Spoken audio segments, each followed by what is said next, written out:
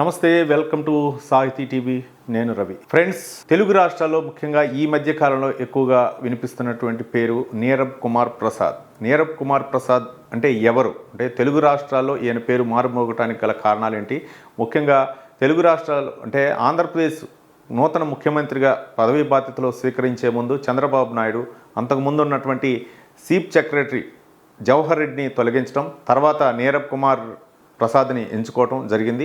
అంటే అసలు నీరబ్ కుమార్ ప్రసాద్కు ఉన్నటువంటి ప్రాధాన్యత ఏంటి, జవహర్ రెడ్డిని ఎందుకు తప్పించారు అనేటటువంటి అంశాలే ప్రధానంగా ఉన్నాయి. అంటే నీరబ్ కుమార్ ప్రసాద్కి దాదాపు అంటే జూన్ ఎండింగ్కి ఆయనకి పదవీ విరమణ చేయనున్నారు. ఆయన 1987 బ్యాచ్కి చెందినటువంటి ఐఏఎస్ అధికారి. అయితే గత ప్రభుత్వంలో కూడా ఆయన కొన్నాళ్ళు తాత్కాలిక సిఎస్ కూడా పదవీ బాధ్యతలు స్వీకరించారు. ఎల్వి సుబ్రహ్మణ్యం పదవీ విరమణ చేసిన తర్వాత ఆయన కొన్ని రోజులు తాత్కాలికంగా అప్పచెప్పారు. తర్వాత నీలం సాహు పదవీ బాధ్యతలు స్వీకరించారు. తర్వాత ఆమె పర్మనెంట్గా ప్రభుత్వ ప్రధాన కార్యదర్శిగా బాధ్యతలు స్వీకరించారు. తర్వాత జవహర్ రెడ్డికి ఆ బాధ్యతలు అప్పచెప్పారు. అంటే ఏ ప్రభుత్వం అయినా సరే ఆ ముఖ్యమంత్రికి అనుకూలంగా ఉండి ఆయన చెప్పేటటువంటి పనులు చక్కగా పెట్టే వాళ్ళకి ఎక్కువగా సిఎస్గా అవకాశం కల్పిస్తారు. సీనియర్ ఐఏఎస్లకి ఈ యొక్క అవకాశం కల్పిస్తారు. సహజంగా ఐఏఎస్లు అందరూ కూడా చివరి రిటైర్మెంట్ స్థాయిలో చీఫ్ సెక్రటరీగా రిటైర్డ్ అయితే చాలు అనుకునే వాళ్ళు ఉంటారు. అది 10 రోజుల, నెల రోజుల, లేకపోతే కొన్ని సంవత్సరాలు అనేవాళ్ళు. కొంతమంది కొన్ని ప్రభుత్వాలు అయితే ఆయన పనితీరును మెచ్చి, లేకపోతే ఆ ప్రభుత్వానికి సహాయ సహకారాలు అందిస్తున్న విధానాన్ని మెచ్చి వాళ్ళకి ఎక్స్టెన్షన్ చేసే అవకాశం కూడా ఉంటుంది. 6 నెలలు, 6 నెలల తర్వాత మరో 6 నెలలు ఇట్లా పొడిగించుకునేటటువంటి అవకాశం ఉంది. కేంద్ర ప్రభుత్వానికి సిఫార్సు లేఖను రాష్ట్ర ముఖ్యమంత్రి పంపిస్తే దానికి కేంద్ర ప్రభుత్వం ఆమోద ముద్ర వేసి పంపిస్తారు. ఇవన్నీ సహజంగా జరిగేటటువంటి ప్రక్రియ. అయితే అక్కడ ఆంధ్రప్రదేశ్ ప్రభుత్వంలో జరిగినటువంటి గత ప్రభుత్వం వైసీపీ ప్రభుత్వంలో అయితే మాత్రం చీఫ్ సెక్రటరీగా వ్యవహరించినటువంటి ఎల్వి సుబ్రహ్మణ్యం కూడా అప్పుడు ఆయన కూడా జగన్మోహన్ రెడ్డికి ఆగ్రహానికి గురైనటువంటి సందర్భం చూసాం. తర్వాత నీరబ్ కుమార్ ప్రసాద్ కూడా కొన్ని రోజులు ఆయన తాత్కాలిక సిఎస్గా పదవీ బాధ్యతలు స్వీకరించారు.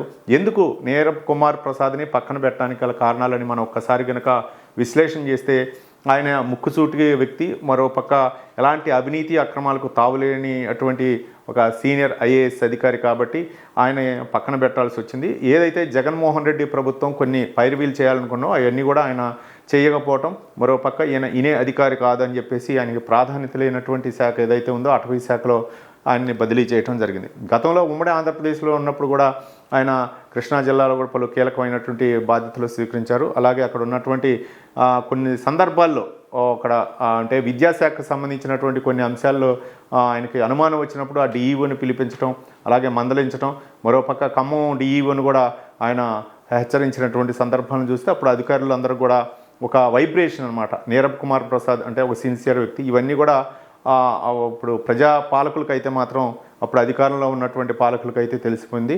అయితే ఈ నేపథ్యంలోనే ఆయన జగన్మోహన్ రెడ్డి ప్రభుత్వంలో కొన్ని రోజులు సిఎస్గా పదవి బాధ్యతలు స్వీకరించిన తర్వాత తాత్కాలిక సిఎస్గా, తర్వాత జగన్మోహన్ రెడ్డికి నచ్చకపోవడంతో ఆయన పక్కకు పెట్టడం, తర్వాత జవహర్ రెడ్డి అంటే నీరబ్ కుమార్కి జవహర్ రెడ్డికి అయితే మాత్రం ఇద్దరిలో పోల్చుకుంటే నీరబ్ కుమార్ ప్రసాద్ మాత్రం 1987 బ్యాచ్ ఐఏఎస్ అధికారి, జవహర్ రెడ్డి మాత్రం 1990. అంటే సీనియారిటీ పరంగా చూసుకున్నా సరే నీరబ్ కుమార్ ప్రసాద్ ఎక్కువగా సీనియారిటీ ఉంది. అయితే ఈ నేపథ్యంలో పక్కగా పెట్టడం, ఆయన చేసినటువంటి ఏవైతే జగన్మోహన్ రెడ్డి ముఖ్యమంత్రిగా ఆయన కొన్ని సిఫార్సు చేసినా అవన్నీ కూడా ససేమిరా అనటం, అలాగే మనకి ఇనే అధికారి కాదు కాబట్టి అని చెప్పేసి ఆయన పక్కన పెట్టడం, అంటే ప్రాధాన్యత లేనటువంటి శాఖ బదిలీ చేయడం జరిగింది. దీనికి మొత్తానికి ఇప్పుడున్నటువంటి పరిస్థితుల్లో అలాగే ఎన్నికల కమిషన్ కూడా జవహర్ రెడ్డి కొన్ని అక్షంతలు వేయటం, అధికారంలో ఉన్నటువంటి పార్టీకి అండగా నిలవటం అనేటటువంటి ఆరోపణలు, మరోపక్క భూమి ఎక్కడో కొనుగోలు చేశారు, ఆయనకు అక్రమంగా భూమి కొనుగోలు చేశారు, ఒక 70 ఎకరాలు అనే విధంగా కొన్ని ఆరోపణలు రావటం, రకరకాల ఆరోపణల నేపథ్యంలో ఆ కూటమి అధికారంలోకి వచ్చిన తర్వాత చంద్రబాబు నాయుడు అంటే ఎక్కువగా 164 సీట్లు కూటమి ఆధ్వర్యంలో గెలిచిన తర్వాత ఎవరు సిఎస్గా పెట్టుకుందాము, ఎవరు సిఎస్గా ఉంటే బాగుంటుంది అనేటువంటి ఆలోచించిన తర్వాత నీరబ్ కుమార్ ప్రసాద్ ఒక ఐఏఎస్ అధికారి, సీనియర్ ఐఏఎస్ అధికారి, జగన్మోహన్ రెడ్డి ప్రభుత్వంలో మాత్రం కొన్ని ఆగ్రహానికి గురవటం, లేకపోతే ప్రాధాన్యత పోస్టులకు వెళ్ళటం, లేకపోతే ఆయన చేసినటువంటి ప్రభుత్వానికి కొంచెం అంటిముంటున్నట్టుగా ఉన్న నేపథ్యంలో ఆయన పక్కన పెట్టినని చెప్పేసి చంద్రబాబు నాయుడు ఒక మక్కువతోటి ఆయనకు మాత్రం సిఎస్గా పదవి బాధ్యతలు అప్పగించడం జరిగింది. మొత్తానికైతే మాత్రం అంటే ఏపీలో ఈయన అంటే దాదాపు జనవరి ఆ ఎండింగ్కి ఆయన పదవీ విరమణ చేయాల్సిందే, మరో 15 రోజుల్లో పదవీ విరమణ చేయాల్సిన సందర్భంలో ఆయనకి ఎక్కువగా మొగ్గు చూపడానికి కారణాలంటే ఇవి నీతి నిజాయితీ. ముఖ్యంగా ఏ ఐఏఎస్ అధికారి అయినా సరే ఉన్న ప్రభుత్వానికి ఎంతో కొంత, ముఖ్యమంత్రి అంటే రాజు కింద ఈయన ఒక మంత్రిగా పనిచేయాల్సినటువంటి అవసరం అంటే చీఫ్ సెక్రటరీ అంటే ఈయనదే, ప్రభుత్వ పాలన మొత్తం కూడా ఈయన హ్యాండ్ ఓవర్లోనే ఉంటుంది.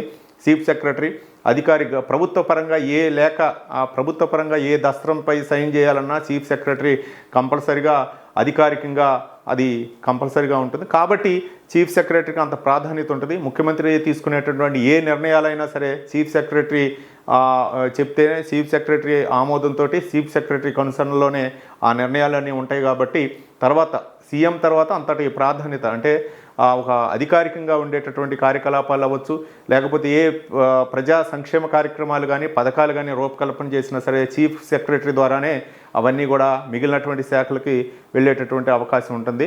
కాబట్టి చీఫ్ సెక్రటరీ అంటే అంత ప్రాధాన్యత ఉన్నటువంటి పోస్టులో ఇంకా 15 రోజులే రిటైర్మెంట్ ఉండడంతో ఆయన్నే చంద్రబాబు నాయుడు ఎంచుకున్నాడంటే అందరూ కూడా చాలామంది విశ్లేషకులు ఆయన్నే ఎంచుకోవడానికి కారణాలు ఏంటంటే నీతి నిజాయితీ నిబద్ధతతో ఉన్నటువంటి ఐఏఎస్ అధికారి.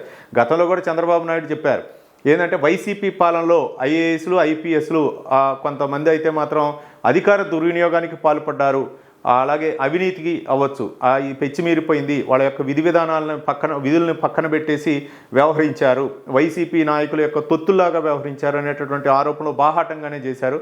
కానీ ముఖ్యమంత్రి చంద్రబాబు నాయుడుకి మాత్రం ఎవరైనా సరే ఒక నిబద్ధత కలిగి ఒక నీతి నిజాయితీ ఉన్నటువంటి అధికారులు ఎవరైనా సరే ఆయన మాత్రం హక్కును చేర్చుకొని వాళ్ళకైతే మాత్రం పూర్తిగా స్వేచ్ఛా స్వాతంత్ర్యంతో వాళ్ళ యొక్క విధులను నిర్వర్తించాలని చెప్పేసి చాలా సందర్భాల్లో చెప్పారు. ఉమ్మడి ఆంధ్రప్రదేశ్లో ఉన్నప్పుడు రైతు బజార్లో పెట్టడం కానీ లేకపోతే మున్సిపల్ పర్యవేక్షణలో కానీ అధికారులకు పూర్తి స్వేచ్ఛ ఇచ్చారు. వాళ్ళకి అధికారులను పనిచేసుకునే విధంగా ఎవరైతే అధికారి పనిచేయలేదో బాహాటంగానే ప్రజల ముందు మీడియా ముఖంగానే హెచ్చరించినటువంటి సందర్భాలు కూడా మనం చూసాం. ఆ విధంగా ఒక అధికారి అనే వ్యక్తి బాధ్యతాయుతంతో చేయాలా, ఆయన అంటే ఐఏఎస్ అవ్వచ్చు ఐపీఎస్ అవ్వచ్చు, ఏదైనా సమస్య వచ్చినప్పుడు స్పందించే విధానం కూడా చంద్రబాబు నాయుడు చూస్తారు. కాబట్టి అంటే ఆయన వైసీపీలో ఏదైతే నియంత్రణకు గురి కాబడ్డాడో ఆ యొక్క నీరబ్ కుమార్ని ప్రధానంగా ఎంచుకున్నారు.